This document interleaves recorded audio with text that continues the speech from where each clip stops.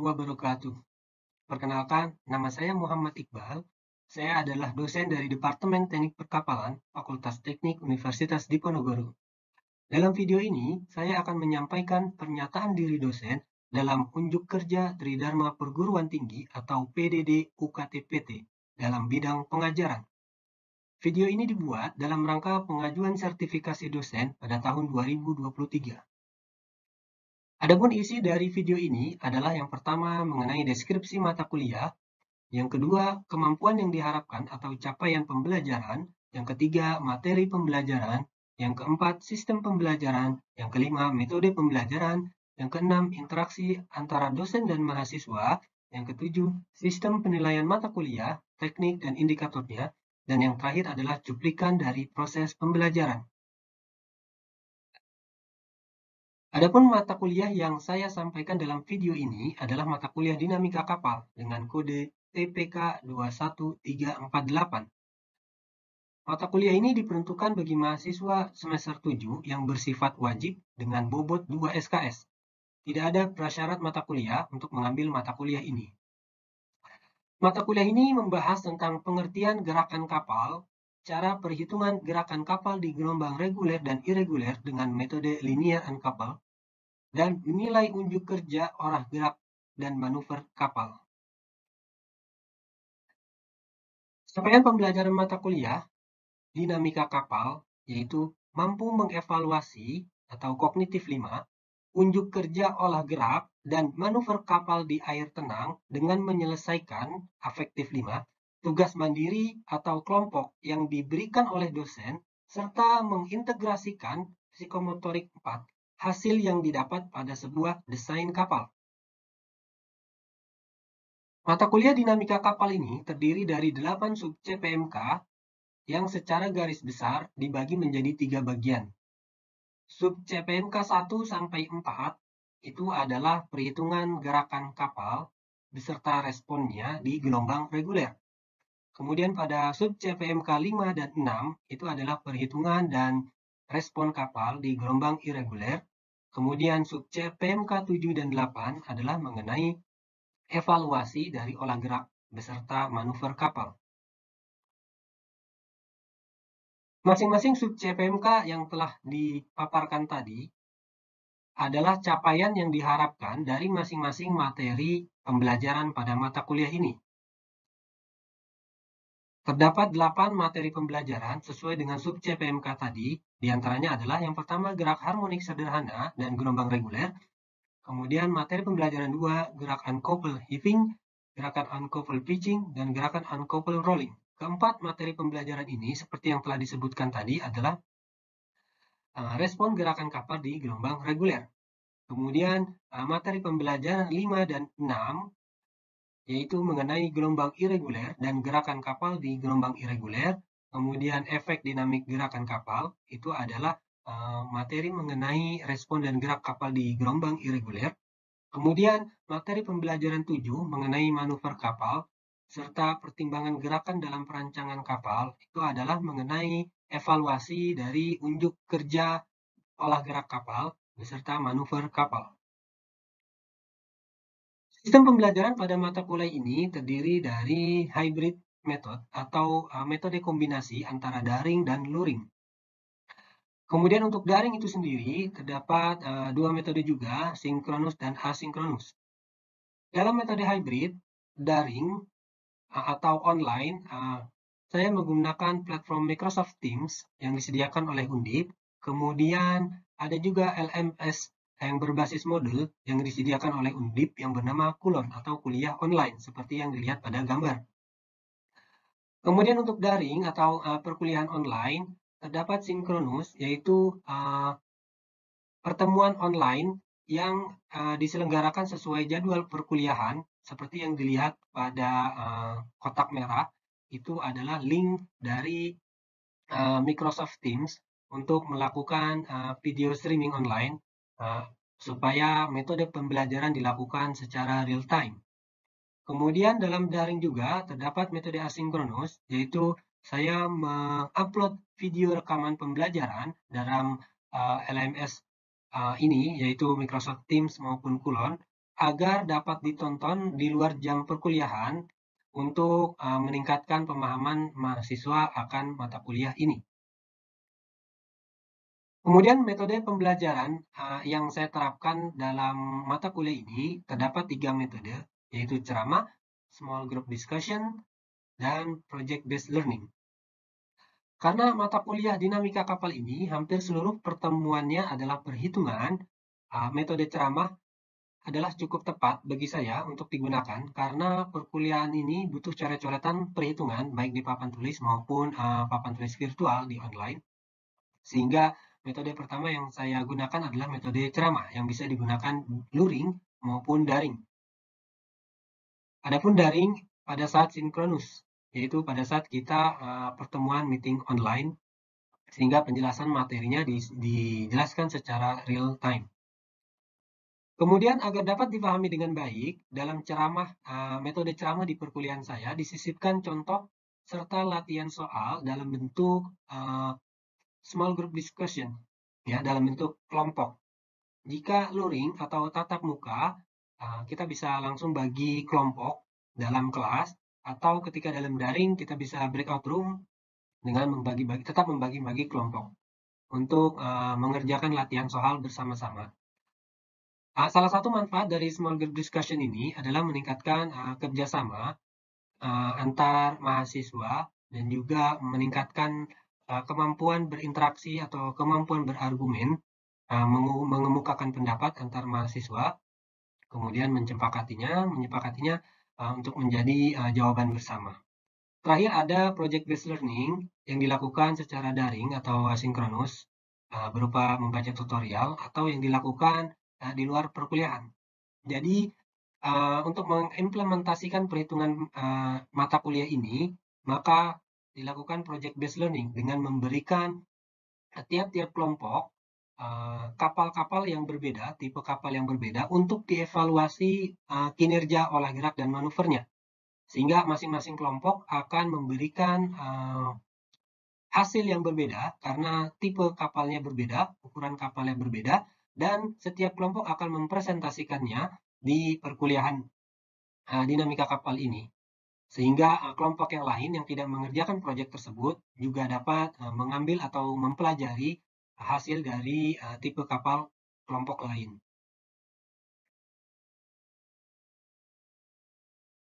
Untuk interaksi dosen dan mahasiswa, terdapat 3 metode yang saya terapkan dalam mata kuliah ini. Yang pertama, forum diskusi interaktif yang bisa dilakukan pada saat luring, yaitu pada saat tatap muka, dengan menyampaikan secara langsung pada saat perkuliahan berlangsung. Atau bisa juga dalam bentuk small group discussion tadi, hasil diskusi kelompok juga bisa disampaikan ke saya selaku dosen untuk didiskusikan dan disampaikan di kelas. Untuk metode daring, saya melakukan hybrid method, yaitu 2, melalui asinkronus maupun sinkronus. Untuk sinkronus, seperti yang dilihat pada gambar, di Microsoft Teams ada link pada saat perkuliahan secara sinkronus online melalui Microsoft Teams. Jadi diskusi bisa disampaikan secara langsung atau secara real time pada saat perkuliahan daring. Adapun metode asinkronus dalam forum diskusi interaktif dapat dilihat pada LMS Kulon Undip, yaitu saya buat forum diskusi. Itu mahasiswa bisa menyampaikan pertanyaannya dalam bentuk chat atau dalam bentuk pertanyaan-pertanyaan yang bisa dibalas di setiap pertanyaan tersebut atau dalam bentuk forum diskusi online. Kemudian metode kedua, interaksi antara dosen dan mahasiswa dilakukan pada saat mengerjakan contoh soal. Jadi seperti yang sudah disebutkan, karena mata kuliah ini banyak perhitungan, jadi setelah saya menjelaskan teorinya, terdapat contoh soal yang dikerjakan secara bersama-sama maupun kelompok di dalam kelas, yang ketika mahasiswa punya permasalahan atau punya pertanyaan bisa didiskusikan secara langsung. Ini bisa dilakukan seperti tadi, luring maupun daring. Luring bisa dilakukan pada saat di kelas, pada saat perkuliahan secara langsung.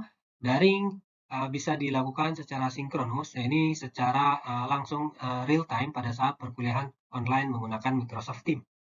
Atau yang terakhir ada juga private, yaitu mahasiswa secara langsung bertemu saya di luar jam pembelajaran, di luar jam perkuliahan dengan mendatangi ruangan saya di kampus, atau bisa juga mengirimkan email. Biasanya menggunakan email ini adalah ketika mahasiswa membawakan suatu file atau uh, ya file yang ingin ditanyakan atau yang ingin di review atau dikoreksi, biasanya mengirimkan filenya di email, kemudian saya baca dan kita berdiskusi di email tersebut. Sistem penilaian. Saya akan menyampaikan yang pertama teknik sistem penilaian saya di mata kuliah ini. Ada 4 metode. Yang pertama melalui tugas 1 yang dilakukan secara kelompok, kemudian UTS yang dilakukan secara individu, yang ketiga tugas 2 dilakukan secara kelompok, dan yang terakhir adalah UAS, yaitu dilakukan secara individu. Adapun prosentase penilaian untuk setiap 4 komponen ini, komponen penilaian ini, itu didiskusikan pada saat kontrak perkuliahan. Jadi distribusi ini bisa jadi setiap tahun atau setiap mata kuliah ini setiap tahun berbeda-beda. Diawali saya tawarkan dengan persentase masing-masing penilaian itu saya tawarkan pada saat kuliah pertama, kemudian disepakati seperti yang terlihat pada gambar berikut. Ada beberapa distribusi atau beberapa persentase. Yang pertama 20, 25, 25, 30. Yang kedua 20, 30, 20, 30. Atau yang terakhir 25, 25, 25, 25. Nah, dari ketiga ini bisa dilihat yang disepakati oleh banyak suara, yaitu 20% untuk tugas 1, 30% untuk UTS, 20% untuk tugas 2, dan 30% untuk UAS. Pun indikator yang saya gunakan dalam menilai di setiap komponen penilaian tadi, salah satu di antaranya adalah dengan menggunakan rubrik penilaian. Dalam pemberian tugas, rubrik penilaian ini saya sertakan sehingga mahasiswa bisa melihat kriteria penilaian yang saya buat dan mahasiswa dapat memaksimalkan pekerjaannya sehingga bisa menghasilkan nilai yang terbaik. Seperti contoh pada gambar, ketika saya memberikan tugas 2, ini bagian dari tugas 2, yaitu 50% tugas 2, yaitu mengenai respon gerakan kapal di gelombang acak. Ada instruksinya, seperti yang terlihat, kemudian ada rubrik. Kalau diklik rubrik penilaiannya, akan muncul seperti ini. Terdapat beberapa komponen beserta bobotnya, kemudian kriteria penilaiannya. Seperti yang terlihat, terdapat komponen spektrum gelombang, komponen spektrum respon, komponen respon gerak. Masing-masing mempunyai bobot, seperti yang dilihat, ada weight-nya itu atau bobotnya, berapa persen dari total keseluruhan. Dan setiap bobotnya itu ada kriteria penilaian, excellent, good, fair, dan poor. Kemudian rubrik tadi itu didokumentasikan dalam setiap perkuliahan saya. Ini adalah dokumen rubrik penilaian dari setiap komponen penilaian. Terdapat 4 komponen yang telah saya sebutkan tadi. Tugas 1, berikut ada rubrik penilaiannya, kemudian UTS, kemudian ini adalah tugas 2, dan ini adalah tugas 4. Masing-masing rubrik penilaian ini digunakan sebagai indikator dalam menilai tugas-tugas mahasiswa. Metode lain sebagai indikator dari penilaian selain rubrik penilaian adalah dengan memberikan bobot atau persentase setiap soal. Hal ini saya lakukan biasanya untuk kuis atau latihan.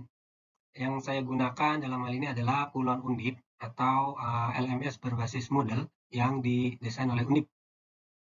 Tampilan reportnya seperti ini, seperti lihat pada gambar, ada report latihan pertemuan 1, latihan pertemuan 2, latihan pertemuan 4, dan berikut adalah contoh dari hasil latihan. Dari sini kita bisa lihat jawaban mahasiswanya, kemudian mahasiswa juga bisa melihat hasilnya, mana yang betul, mana yang salah, seperti yang terlihat pada gambar berikut. Untuk distribusi penilaian, nilai akhir ditampilkan pada tabel berikut. Yang pertama, tabel sebelah kiri, dari masing-masing sub CPMK, di mana masing-masing sub CPMK mempunyai bobot tersendiri terhadap CPMK. Bisa kita lihat sub CPMK 1 mempunyai bobot 5% dari seluruh CPMK, dan seterusnya untuk sub CPMK 2 hingga 8. Kemudian untuk menilai pencapaian dari sub CPMK diserahkan kepada tugas 1, UTS, tugas 2, dan UAS sebagaimana yang dilihat pada tabel. Untuk tugas 1 mengcover dari sub CPMK 1 hingga 3, untuk UTS mengcover sub CPMK 3 dan 4, untuk tugas 2 mengcover sub CPMK 5 dan 6, untuk UAS mengcover 7 hingga 8. Kemudian untuk nilai akhir, ini disesuaikan dengan peraturan Undip, di mana nilai 80 hingga 100 itu nilainya A, kemudian 70 hingga 79,99 nilainya B, kemudian 60 hingga 69,99 nilainya C, kemudian 51 hingga 59,99 nilainya D, dan di bawah itu punya nilai E. Adapun bobot nilai huruf, untuk A adalah 4, untuk B 3, untuk C 2, untuk D 1, dan untuk E adalah 0. Selanjutnya adalah proses video pembelajaran. Setelah ini akan saya tampilkan video proses pembelajaran yang saya biasa lakukan pada saat mengajar mata kuliah dinamika kapal. Cukup sekian. Selamat menonton untuk video proses pembelajaran. Kurang lebihnya saya mohon maaf. Assalamualaikum warahmatullahi wabarakatuh. Oke, assalamualaikum warahmatullahi wabarakatuh. Waalaikumsalam. Selamat siang menjelang sore semuanya. Masih semangat ya? Semangat. Pertemuan pertama. Gimana kemarin liburannya? Liburan semester? Kurang. Pendek, Pak. Pendek. Oke, sudah siap kuliah belum? Hari pertama ini. Semoga siap ya. Nah, karena sudah semester 7, sudah dikit lagi tugas akhir. Jadi ini adalah salah satu mata kuliah sebagai bekal-bekal ilmu untuk mengambil tugas akhir atau tools yang bisa digunakan untuk penelitian tugas akhir, yaitu mata kuliah dinamika kapal.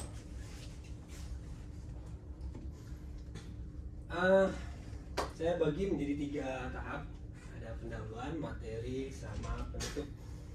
Ya, di pendahuluan nanti kita akan cerita-cerita sedikit tentang mata kuliah ini, kemudian baru masuk materi, terakhir penutup ya. Penutup ini yang ditunggu-tunggu ya, bukan pulang tapi nanti ada kejutan. Latihan. Jadi ini adalah schedule-nya. Jadi siap-siap nanti pertemuan ketiga setelah kita materi HIVing sudah selesai, akan ada pemberian tugas 1 dan itu kelompok. Jadi nanti dibagi, ada jenis kapal ikan, kapal feri, kapal niaga. Kalian hitung performa HIVing-nya, kemudian nanti dikumpulkan 2 minggu. Kemudian UTS individu, kemudian tugas 2 kelompok lagi, UAS individu. Kemudian ini komponen nilainya, bobotnya. Ini yang saya tawarkan, bisa kita nego di kontrak perkuliahan ini, sehingga kalau sudah kita sepakati tidak bisa dirubah ya sampai nanti selesai. Kira-kira ada yang mau diubah ini komponen nilainya? Misalkan UAS dibesarin atau tugas dikecilin. Oke, fair ya? Setuju, Pak. Setuju ya? Nah, ini kriterianya, ini bukan dari saya, ini peraturan Undip. Jadi kita tidak ada nilai tengah. Yang udah kita, ya kalian udah tahu lah semester 1, 2, 3. Jadi hati-hati karena kita nggak ada nilai tanggung. Kalau nggak AA sekalian, B sekalian. Nah, untuk materinya ada 4 bagian yang saya mau bagi di pertemuan pertama ini. Kita mempelajari gerak harmonik sederhana, kemudian perbedaan fase. Ketika ada dua gerakan kita jumlah, nanti karena di kapal ada 6 derajat kebebasan, ada 6 gerakan, 3 secara vertikal, 3 secara translasi, 3 secara rotasi gitu. Jadi ini contoh 2 dulu. Kalau ada 2 gerakan, misalkan gerak HIVing atau gerak secara vertikal sama gerak pitching, gerak mengangguk. Nah itu kalau digabung jadi mengangguk juga sama vertikal juga, nanti kita akan jumlahkan berapa totalnya, total respon kapal ya. Baru nanti kita terakhir belajar di mengenai gelombang gitu. Oke, mari kita masuk ke pembahasan pertama, menu pertama, yaitu gerak harmonik sederhana. Ada yang tahu apa gerak harmonik sederhana? Ada yang punya ide? Mungkin gerak harmonik seperti bandul yang dilempar kemudian bisa mengayun. Ya, ada lagi? Bandul yang mengayun. Intinya gerak harmonik yaitu gerak yang berosilasi atau terjadi berulang-ulang. Nah, menurut hukum Newton, ya Newton berapa nih ya kira-kira, akan berlangsung terus-menerus dalam satu arah hanya jika terganggu oleh beberapa gaya eksternal. Jadi gerakan ini akan terus-menerus berlanjut selama nggak ada gaya. Kalau ada gaya sampai dia stop jadi berhenti. Kalau ada gaya menambah jadi dia nambah. Tapi selama nggak ada gaya eksternal dia akan terus-menerus. Contohnya ini akan terus muter selama tidak ada gaya eksternal. Atau lato-lato kalau kita stabil dia ada seperti ini terus. Kemudian arah juga bisa bergantian, artinya bisa maju dalam satu arah kemudian mundur ya, tadi saya bilang dalam selang waktu tertentu yang umum dikenal sebagai gerak osilasi. Nah, ini definisi osilasi. Jadi kita ada perputaran seperti ini, balik dari sini ke posisi lagi, gerak osilasi. Nah, dalam materi ini dikenal dengan gerak harmonik sederhana. Jadi itu ya definisinya. Gerak maju mundur atau gerak yang dari posisi awal balik lagi ke posisi semula dalam waktu tertentu. Nah, ini contohnya. Jika suatu titik dianggap bergerak sepanjang gerak lingkaran, ini titik taruhlah kita titik P ini ya, bergerak dengan jarak ZA ini. Kemudian kecepatannya ini omega ya, kecepatan dalam 1 detik segini, 2 detik segini, 3 detik segini, 4 detik segini, sampai nanti terakhir ya balik lagi butuh waktu berapa detik. Nah, misalkan titik P bergerak sepanjang lingkaran dengan radius ZA ini ya. Kemudian dengan kecepatan konstan. Jadi misalkan kecepatannya 2 derajat per detik. Jadi setiap detik nambah 2 derajat, nambah 2 derajat, nambah 2 derajat ya kan? Atau kalau biasa kita di engineering pakai radian ya, karena radian itu sangat erat kaitannya dengan meter, atau karena radian itu kan panjang ini sama dengan panjang jari-jarinya gitu. Itu biasanya kesepakatan 57,3 derajat gitu. Ketika sudah 57,3 derajat, panjang ini akan sama dengan panjang jari-jarinya gitu. Jadi daripada kita pakai derajat, kalau di hitung-hitungan biasanya kita pakai radian. Tapi untuk gampang dibayangin pakai derajat. Nah, kemudian titik P memproyeksikan ke garis diameter lingkaran menjadi P. Jadi yang kita, walaupun ini muter-muter, kita hanya bayangkan ini, tingginya ini aja. Jadi ketika dia geser ke sini, tingginya menjadi ini. Ketika dia geser ke sini, tingginya menjadi rendah. Sampai ketika dia geser ini berarti 0, tidak punya tinggi. Ke bawah ada lagi, sehingga kalau ini kita fokus terhadap garis Z ini, maka kita akan menjadi menghasilkan fungsi sinusoidal ya, naik, turun, kebayang ya. Ketika dia di sini dia turun, ketika dia di sini turun lagi, ke sini turun lagi ke bawah. Ketika ke sini dia naik lagi, sampai ke sini naik lagi. Jadi nanti kurvanya gitu, turun, naik, turun, naik. Seperti itu adalah gerak harmonik sederhana. Nah, secara matematis gampang, posisi Z ini kita dapat dari mana? Amplitudonya ZA kita kali dengan cos omega T. Omega T satuannya radian ya, karena omega ini adalah kecepatan sudut, radian per second dikali dengan second sama dengan radian sudut.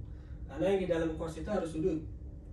Nah, mungkin cos berapa meter ya, cos 10 derajat, cos 2 derajat gitu. Di dalam cos ini harus radian. Kemudian kita kali dengan amplitudenya. Kali ini nggak berubah, ini kan akan selalu sama nilainya ZA ini, radiusnya. Cuman ketika pandang ke sini, ini akan berubah-berubah. Kita turunkan terhadap waktu menjadi kecepatan, turunkan terhadap waktu menjadi percepatan. Ya, ini udah paham ya. Lanjut, kita akan pembahasan kedua. Setelah kita sudah paham apa itu gerak harmonik, ada yang disebut namanya beda fase. Apa itu beda fase? Ada yang tahu? Beda fase. Lihat dari gambar ini. Awalnya kita mulai dari sini. Bagaimana kalau awalnya mulai kita dari sini? Ini kita punya perbedaan sudut dari awal di sini. Nah, ini perbedaan sudut mula-mulanya ini disebut sudut fase. Karena bisa jadi pada saat kondisi awal nggak selalu di puncak. Bisa jadi malah kondisi awal pada saat lagi diam, belum bergerak, kemudian baru bergerak. Berarti T0-nya di sini. Nah, ini contoh ini T0-nya di sini. T0 itu maksudnya keadaan mula-mula ketika benda itu belum bergerak. Di sini T0-nya di sini, berarti dia mempunyai sudut dari awal mula perhitungan. Jadi kalau kita mau mulai dari sini tuh cos. Kenapa cos? Karena cos itu adalah depan per samping. Depan sini, depan sampingnya sini. Jadi arahnya ke sini. Jadi sudut itu dibuka ke sini, berarti dari sini ke sini, startnya dari sini, ya kan? Jadi sudut dari sini ke sini itu disebut sudut epsilon. Nah ini adalah awal mula di mana gerak itu muncul. Nah itu disebut sudut fase seperti ini. Nah OP aksen, jadi O ke P aksen ini ya adalah OP sama kayak tadi.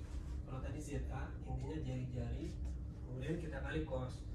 Kalau dia mulainya dari sini, tapi kalau dia mulainya dari epsilon, ada sudut fase mulainya dari sini, maka persamaan awal yang tadi kita mulai dari sini, kita tambahin sudutnya segini, itu sebesar epsilon. Kalau ini epsilonnya nggak ada, 0 kan sama aja WT omega T ditambah 0 kan, karena tidak ada sudut yang terbentuk di awal. Ketika dia ada sudut mula-mulanya, maka kita tambahkan epsilon. Gampang ya? Tinggal ditambahin aja, tadinya dia nggak ada, terus jadinya ada. Kira-kira jadi seperti ini kalau kita proyeksikan. Ini persamaan atas ketika tidak ada sudut fase akan mulanya dari puncak. Pada saat T sama dengan 0 mulanya dari puncak. Sini ya, paling tinggi. Kemudian osilasi akan seperti ini. Nah, ketika mulanya pada saat ada sudut epsilon, ada sudut fase, dia akan bergeser di sini mulanya. N0 itu di sini. Atau pada saat tinggiannya ini.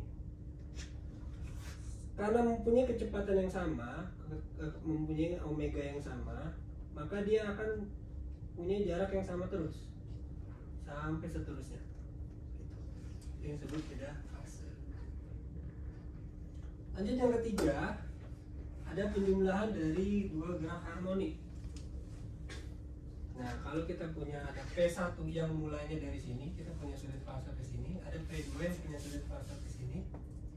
Kemudian penjumlahannya adalah ini. Jadi kalau kita proyeksikan, tingginya P1 ini adalah ini, Z1, tingginya P2 adalah Z2. Nah, ini P totalnya adalah ini. Gitu. Jadi ini kalau kita pindahkan ke sini kan kayak dijumlahin ya.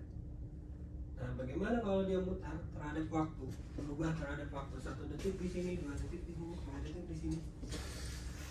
Gampang. Z1 ini yang tadi, Z1 cos WT ini. Kemudian Z2 adalah ini.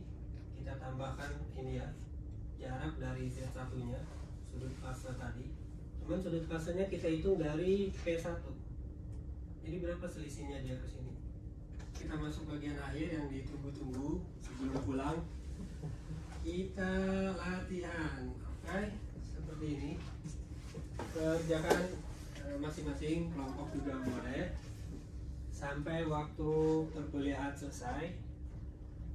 Kemudian nanti dikumpulkan, oke? Selamat mengerjakan sampai nanti kuliah ini selesai. Sekitar ya masih sejaman lagi. Oke? Saya tutup. Assalamualaikum warahmatullahi wabarakatuh. Waalaikumsalam warahmatullahi wabarakatuh.